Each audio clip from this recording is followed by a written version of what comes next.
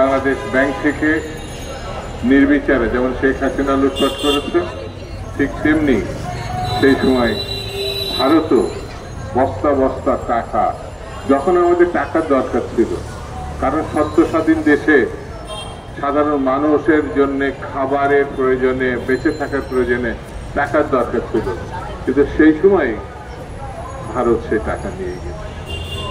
আমাদের দেশে পাকিস্তানিদের কাছে যে আগ্নেয় অস্ত্র সেই সময় বাংলাদেশ, সদ্য স্বাধীন বাংলাদেশ পেয়েছিল, সেই অস্ত্রগুলো তারা ট্র্যাকে ট্র্যাকে পড়ে তারা ভারতে নিয়ে গেছে।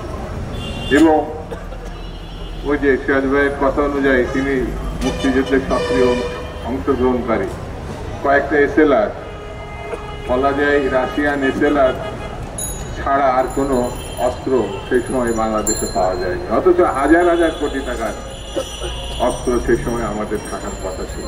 অর্থাৎ একটা সেনাবাহিনী তৈরি করার মতো অস্ত্র সেই সময় ছিল, তা সব নিয়ে গেছে।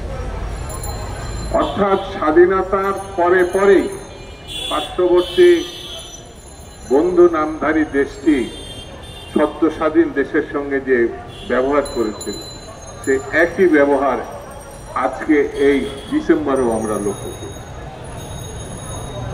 গত 4 মাস আগে 16 বছরের একটি পৈশাচিক শাসক, পৈশাচিক দল, পৈশাচিক শাসনে যা শুরু করেছিল 16 বছর আগে, সেটি 4 মাস আগে যখন তার পতন হয়, সেই পতন তারা ভারত আজ পর্যন্ত মেনে নিতে পারে। ভারত সেই ভয়ঙ্কর হত্যাকারী, গণহত্যাকারী, লুটেরা, তার প্রধান শেখ হাসিনা এবং তার দলকে তারা আশ্রয় দিয়েছে।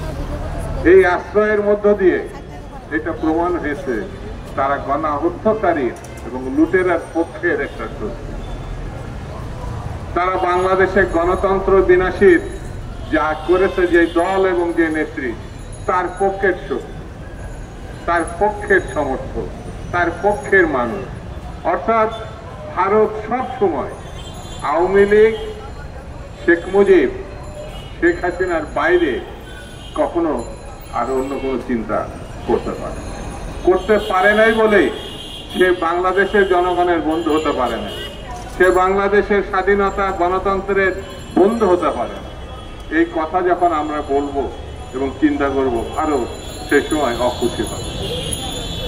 ভারতের সঙ্গে শেখ হাসিনা কতগুলো চুক্তি করেছে, দেশ বিরোধী চুক্তি করেছে, সমস্ত রাজনৈতিক দল গত 16-18 বছর ধরে বলে আসছে, চুক্তি একটা দেশের সঙ্গে আরেকটা দেশের চুক্তি হওয়ার